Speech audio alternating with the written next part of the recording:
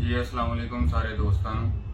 जिस तरह के सूज का सीजन ਜਿਹੜਾ ਹੈ ਕਰੀਬ ਹੀ ਹੈ ਤੇ ਅਕਸਰ ਔਕਾਤ ਕੇਜ ਦੇ ਵਿੱਚੋਂ ਖੁੱਡੇ ਚੋਂ ਫੜਦੇ ਆ ਕਬੂਤਰਾਂ ਦੇ ਪਰ ਟੁੱਟ ਜਾਂਦੇ ਨੇ ਜਾਂ ਫਿਰ ਕੋਈ ਲਗੜਬਾਜ਼ ਬੈਰੀ ਪੈਂਦਾ ਫਿਰ ਟੁੱਟ ਜਾਂਦੇ ਨੇ ਜਾਂ ਕੋਈ ਰਾਤ ਰਹਿ ਗਿਆ ਪਰਿੰਦਾ ਕੋਈ ਪਕੜਨ ਦੀ ਕੋਸ਼ਿਸ਼ ਕਰਦਾ ਉਹਦੇ ਪਰ ਬ੍ਰੇਕ ਹੋ ਜਾਂਦੇ ਨੇ ਤੇ ਅਕਸਰ ਦੋਸਤ ਬੜੇ ਪਰੇਸ਼ਾਨ ਹੁੰਦੇ ਨੇ ਕਿ ਸਾਡੇ ਕਬੂਤਰ ਦਾ ਜਿਹੜਾ ਅੱਛਾ ਕਬੂਤਰ ਸੀ ਉਹਦੇ ਪਰ ਟੁੱਟ ਗਏ ਨੇ ਤੇ ਇਹਨੂੰ ਅਸੀਂ ਕਿਸ ਤਰ੍ਹਾਂ ਉਡਾਵਾਂਗੇ। ਇਹ ਦੇਖੋ ਇਹ ਮਿਸਾਲ ਦੇ ਤੌਰ ਤੇ ਮੈਂ ਤੁਹਾਨੂੰ ਇੱਕ ਚੀਜ਼ ਦਿਖਾਉਣ ਲੱਗਾ। ਇਹ ਕਬੂਤਰ ਦੇ ਅਸੀਂ ਪਰ ਜਿਹੜੇ ਨੇ ਨਾ ਖੁਦ ਤੋੜੇ ਨੇ। ਫਾਦ ਹੈ ਵੀ ਪਰ ਇਹਦਾ ਤੋੜਦੇ ਪਹਿਲੇ ਵਾਲਾ ਵੀ ਪੂਰਾ ਮੜੋੜਦੇ ਠੀਕ ਹੈ। ਇਹ ਬਾਕੀ ਵੀ ਪਰ ਤੁਸੀਂ ਦੇਖ ਲਓ ਕਿ ਕਿੰਨੀ ਬੁਰੀ ਹਾਲਤ ਹੈ ਇਹਨਾਂ ਪਰਾਂ ਦੀ ਤੇ ਇਹਨਾਂ ਪਰਾਂ 'ਚ ਕਬੂਤਰ ਉੜ ਨਹੀਂ ਸਕਦਾ।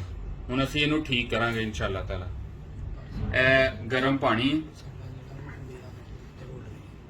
ਇਹ ਜਿਹੜਾ ਪਰਿੰਦਾ ਸਾਡਾ ਇਹ ਪਰਵਾਜ਼ਾਂ 'ਚ ਚੜਿਆ ਹੈ ਇਹ ਉੜਦਾ ਪਿਆ ਇਹਨੂੰ ਰੰਗ ਲੱਗੇ ਹੋਏ ਨੇ।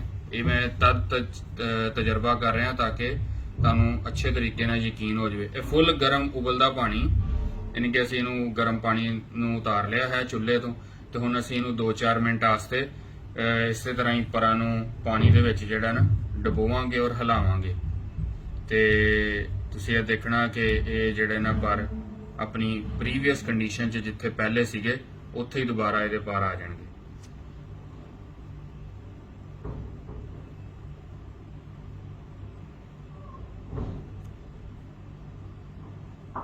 चलो ਇਹ ਦੇਖੋ ਇਹਦੇ ਪਰ ਦੇਖ ਲਓ ਇਸ ਟਾਈਮ ਬਿਲਕੁਲ ਸਟੇਟ ਹੋ ਗਏ ਨੇ। ਹੁਣ ਜਿਸ ਤਰ੍ਹਾਂ ਹੀ ਇਹ ਡਰਾਈ ਹੋਣਗੇ ਬਿਲਕੁਲ ਪਰ ਜਿਹੜੇ ਨੇ ਤੇ ਇਹ ਬਿਲਕੁਲ ਆਪਣੀ ਕੰਡੀਸ਼ਨ 'ਚ ਆ ਜਾਣਗੇ।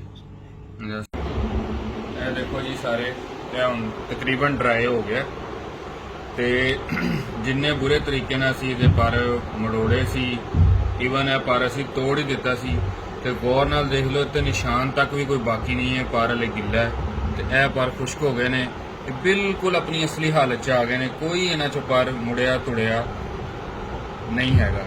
ਯਾਨੀ ਕਿ ਅਗਰ ਇਸ ਤਰ੍ਹਾਂ ਕਦੀ ਪਰਵਾਜ਼ਾਂ 'ਚ ਹੋ ਜਾਏ ਤਾਂ ਤੁਸੀਂ ਬੇਫਿਕਰ ਹੋ ਕੇ ਕੰਮ ਕਰ ਲੈਣਾ। ਇਨਸ਼ਾਅੱਲਾ ਤਾਲਾ ਤੁਹਾਡਾ ਪਰਿੰਦਾ ਜਿਹੜਾ ਉਹ ਬਿਲਕੁਲ ਸਹੀ ਉੜੇ। इंशाल्लाह। ਬਹੁਤ ਸ਼ੁਕਰੀਆ।